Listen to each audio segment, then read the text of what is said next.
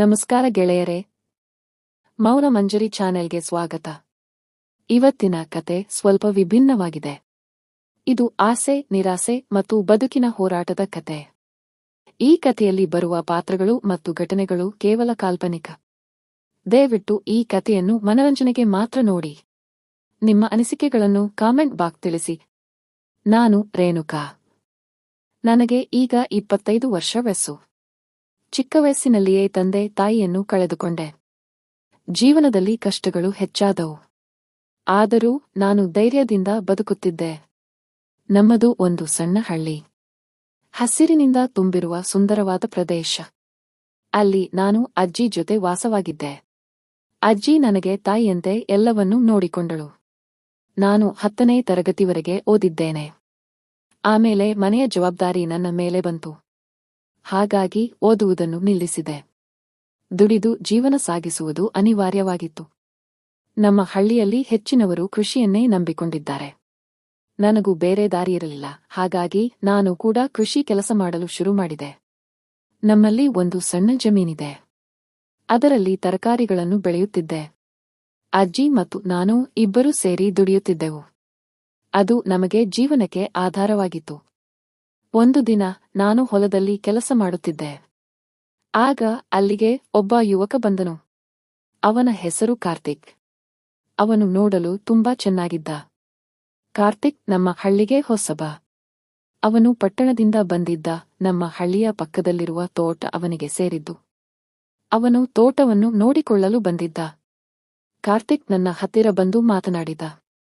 ಅವನು ತುಂಬಾ ಸಭ್ಯನಾಗಿದ್ದ. ಅವನ ಮಾತು ಕೇಳಿ ನನಗೆ ಸಂತೋಷವಾಯಿತು. ನಾವು ದಿನಾಲೂ ಭೇಟಿಯಾಗಲು ಶುರು ಮಾಡಿದೆವು. ಕಾರ್ತಿಕ್ ಮತ್ತು ನಾನು ಒಳ್ಳೆಯ ಸ್ನೇಹಿತರಾದೆವು. ಅವನು ನನ್ನ ಕಷ್ಟಗಳನ್ನು ಕೇಳಿ ತಿಳಿದುಕೊಂಡ. ನನಗೆ ಸಹಾಯ ಮಾಡಲು ಮುಂದೆ ಬಂದನು. ಅವನಿಗೆ ನನ್ನ ಬಗ್ಗೆ ಕಾಳಜಿ ಇತ್ತು. ಕಾರ್ತಿಕ್ ನನ್ನನ್ನು ಪ್ರೀತಿಸುತ್ತಿರುವುದಾಗಿ ಹೇಳಿದ. ನನಗೆ ಏನು ಹೇಳಬೇಕೆಂದು ತೋಚಲಿಲ್ಲ. ನಾನು ಕೂಡ ಅವನನ್ನು ಪ್ರೀತಿಸುತ್ತಿದ್ದೆ.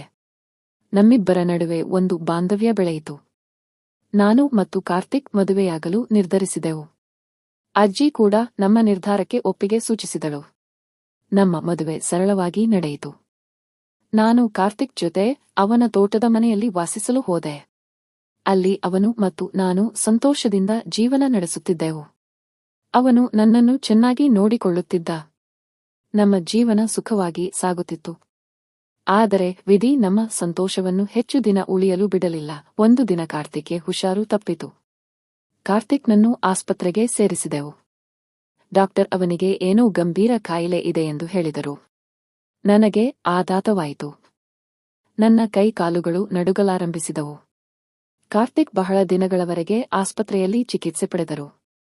ಆದರೆ ಅವನ ಆರೋಗ್ಯದಲ್ಲಿ ಯಾವುದೇ ಚೇತರಿಕೆ ಕಾಣಲಿಲ್ಲ. ಕೊನೆಗೆ ಅವನು ನಮ್ಮನ್ನು ಬಿಟ್ಟು ಹೋದನು. ನಾನು ಮತ್ತೆ ಒಂಟಿಯಾದೆ. ನನ್ನ ಜೀವನದಲ್ಲಿ ಮತ್ತೆ ಕತ್ತಲು ಆವರಿಸಿತು.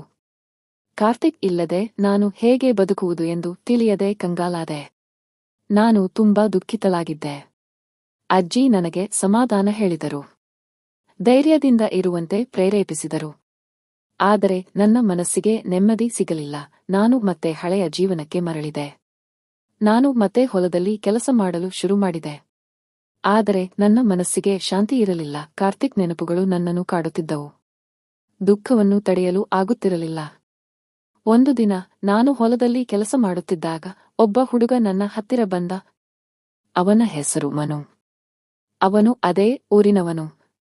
ಅವನು ನನಗೆ ಸಹಾಯ ಮಾಡಲು ಬಂದಿದ್ದ. ಮನು ನನಗೆ ಹೊಲದ ಕೆಲಸದಲ್ಲಿ ಸಹಾಯ ಮಾಡುತ್ತಿದ್ದ. ಅವನು ತುಂಬಾ ಒಳ್ಳೆಯವನು. ಅವನಿಂದ ನನ್ನ ದುಃಖ ಸ್ವಲ್ಪ ಕಡಿಮೆಯಾಯಿತು. ಅವನ ಜೊತೆ ಮಾತನಾಡಲು ನನಗೆ ಇಷ್ಟವಾಗುತ್ತಿತ್ತು. ಮನು ನನ್ನ ಬಗ್ಗೆ ಕಾಳಜಿ ವಹಿಸುತ್ತಿದ್ದ. ನನ್ನ ಕಷ್ಟಗಳನ್ನು ಅರ್ಥ ಮಾಡಿಕೊಳ್ಳುತ್ತಿದ್ದ. ಅವನಿಗೆ ನನ್ನ ಬಗ್ಗೆ ಪ್ರೀತಿ ಇತ್ತು. ಆದರೆ ನಾನು ಅವನನ್ನು ಪ್ರೀತಿಸಲು ಸಿದ್ಧಳಿರಲಿಲ್ಲ. ನಾನು ಕಾರ್ತಿಕ್ನನ್ನು ಮರೆಯಲು ಸಾಧ್ಯವಾಗುತ್ತಿರಲಿಲ್ಲ. ನನ್ನ ಮನಸ್ಸಿನಲ್ಲಿ ಅವನ ನೆನಪುಗಳು ಅಚ್ಚಳಿಯದೆ ಉಳಿದಿದ್ದವು. ಮನು ನನಗೆ ಒಳ್ಳೆಯ ಸ್ನೇಹಿತನಾಗಿದ್ದನು. ಒಂದು ದಿನ ಮನು ನನಗೆ ಪ್ರೇಮ ನಿವೇದನೆ ಮಾಡಿದ. ನಾನು ಏನು ಹೇಳಬೇಕೆಂದು ತಿಳಿಯದೆ ಸುಮ್ಮನಾದೆ. ನಾನು ಅವನಿಗೆ ನನ್ನ ಕಷ್ಟಗಳನ್ನು ಹೇಳಿದೆ. ಕಾರ್ತಿಕ್ನ ಬಗ್ಗೆ ತಿಳಿಸಿದೆ. ಮನು ನನ್ನ ಪರಿಸ್ಥಿತಿಯನ್ನು ಅರ್ಥ ಮಾಡಿಕೊಂಡನು. ಅವನು ನನಗೆ ಸಮಯ ಕೊಡುವುದಾಗಿ ಹೇಳಿದನು. ನನ್ನ ನಿರ್ಧಾರಕ್ಕೆ ಕಾಯುವುದಾಗಿ ಹೇಳಿದನು. ಅವನ ಒಳ್ಳೆಯತನಕ್ಕೆ ನಾನು ಬೆರಗಾದೆ. ನಾನು ಬಹಳ ದಿನಗಳವರೆಗೆ ಯೋಚಿಸಿದೆ. ನನ್ನ ಜೀವನದ ಬಗ್ಗೆ, ಮನುವಿನ ಬಗ್ಗೆ. ಕೊನೆಗೆ ನಾನು ಒಂದು ನಿರ್ಧಾರಕ್ಕೆ ಬಂದೆ. ನಾನು ಮನುವನ್ನು ಮದುವೆಯಾಗಲು ಒಪ್ಪಿಕೊಂಡೆ. ನಾನು ಕಾರ್ತಿಕ್ನನ್ನು ಮರೆಯಲು ಸಾಧ್ಯವಿಲ್ಲ, ಆದರೆ ಮನುವಿನಿಂದ ನನ್ನ ಜೀವನಕ್ಕೆ ಒಂದು ಹೊಸ ಭರವಸೆ ಸಿಕ್ಕಿತು. ನಾನು ಮತ್ತೆ ಸಂತೋಷದಿಂದ ಬದುಕಲು ನಿರ್ಧರಿಸಿದೆ. ಮನು ಮತ್ತು ನನ್ನ ಮದುವೆ ಸರಳವಾಗಿ ನಡೆಯಿತು. ನಾವು ಇಬ್ಬರೂ ಸಂತೋಷದಿಂದ ಜೀವನ ನಡೆಸುತ್ತಿದ್ದೆವು. ಮನು ನನಗೆ ತುಂಬಾ ಪ್ರೀತಿಯಿಂದ ನೋಡಿಕೊಳ್ಳುತ್ತಿದ್ದ. ನಾನು ಮತ್ತೆ ನನ್ನ ಜೀವನದಲ್ಲಿ ಸಂತೋಷವನ್ನು ಕಂಡುಕೊಂಡೆ. ಕಷ್ಟಗಳು ಬಂದರೂ ಧೈರ್ಯದಿಂದ ಎದುರಿಸಲು ಕಲಿತೆ. ಜೀವನದಲ್ಲಿ ಪ್ರೀತಿ ಮತ್ತು ವಿಶ್ವಾಸ ಮುಖ್ಯ ಎಂದು ಅರಿತೆ. ನಾನು ಈಗ ಸಂತೋಷವಾಗಿದ್ದೇನೆ. ನಾನು ಮತ್ತು ಮನು ಒಂದು ಸಣ್ಣ ಮನೆಯಲ್ಲಿ ವಾಸಿಸುತ್ತಿದ್ದೇವೆ. ಹೊಲದಲ್ಲಿ ಕೆಲಸ ಮಾಡುತ್ತಾ ಜೀವನ ಸಾಗಿಸುತ್ತಿದ್ದೇವೆ. ನಮ್ಮ ಜೀವನದಲ್ಲಿ ಯಾವುದೇ ಕೊರತೆ ಇಲ್ಲ. ನಾನು ಮತ್ತು ಮನು ಇಬ್ಬರೂ ಸೇರಿ ಒಂದು ಚಿಕ್ಕ ತೋಟವನ್ನು ಮಾಡಿದ್ದೇವೆ. ಅದರಲ್ಲಿ ಹಣ್ಣು ಮತ್ತು ತರಕಾರಿಗಳನ್ನು ಬೆಳೆಯುತ್ತಿದ್ದೇವೆ. ಅದು ನಮಗೆ ಒಳ್ಳೆಯ ಆದಾಯ ತರುತ್ತಿದೆ. ನಮ್ಮ ತೋಟದಲ್ಲಿ ಕೆಲಸ ಮಾಡಲು ಕೆಲವು ಜನರನ್ನು ನೇಮಿಸಿಕೊಂಡಿದ್ದೇವೆ. ಅವರೆಲ್ಲರೂ ನಮಗೆ ಸಹಾಯ ಮಾಡುತ್ತಿದ್ದಾರೆ. ನಾವೆಲ್ಲರೂ ಒಂದು ಕುಟುಂಬದಂತೆ ಇದ್ದೇವೆ. ನಮ್ಮ ಊರಿನಲ್ಲಿ ಒಂದು ಶಾಲೆಯನ್ನು ತೆರೆಯಲು ನಿರ್ಧರಿಸಿದ್ದೇವೆ. ಬಡ ಮಕ್ಕಳಿಗೆ ಶಿಕ್ಷಣ ಕೊಡಿಸುವುದು ನಮ್ಮ ಉದ್ದೇಶ. ಅದಕ್ಕಾಗಿ ನಾವು ಶ್ರಮಿಸುತ್ತಿದ್ದೇವೆ. ನಾನು ಮತ್ತು ಮನು ಇಬ್ಬರೂ ಸೇರಿ ಊರಿನ ಅಭಿವೃದ್ಧಿಗಾಗಿ ಕೆಲಸ ಮಾಡುತ್ತಿದ್ದೇವೆ. ನಮ್ಮ ಊರನ್ನು ಒಂದು ಮಾದರಿ ಗ್ರಾಮವನ್ನಾಗಿ ಮಾಡುವುದು ನಮ್ಮ ಗುರಿ. ಅದಕ್ಕಾಗಿ ನಾವು ಪ್ರಯತ್ನಿಸುತ್ತಿದ್ದೇವೆ.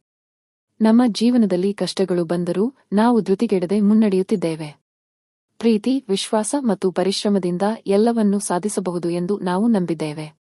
ನಾನು ಮತ್ತು ಮನು ಇಬ್ಬರೂ ಸಂತೋಷದಿಂದ ಇದ್ದೇವೆ.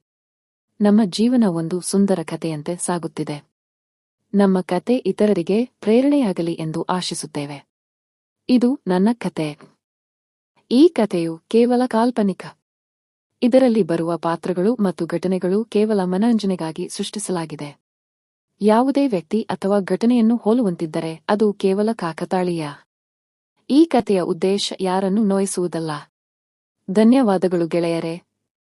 ನಮ್ಮ ಕಥೆಯನ್ನು ನೋಡಿದ್ದಕ್ಕಾಗಿ ನಿಮಗೆ ತುಂಬಾ ಧನ್ಯವಾದಗಳು. ನಿಮಗೆ ಈ ಕಥೆ ಇಷ್ಟವಾಗಿದ್ದರೆ ದಯವಿಟ್ಟು ನಮ್ಮ ಚಾನೆಲ್ ಅನ್ನು ಸಬ್ಸ್ಕ್ರೈಬ್ ಮಾಡಿ. ನಿಮ್ಮ ಸ್ನೇಹಿತರೊಂದಿಗೆ ಹಂಚಿಕೊಳ್ಳಿ ಮತ್ತು ಲೈಕ್ ಮಾಡಿ. ಮುಂದಿನ ಕಥೆಯಲ್ಲಿ ಮತ್ತೆ ಸಿಗೋಣ. ನಮಸ್ಕಾರ.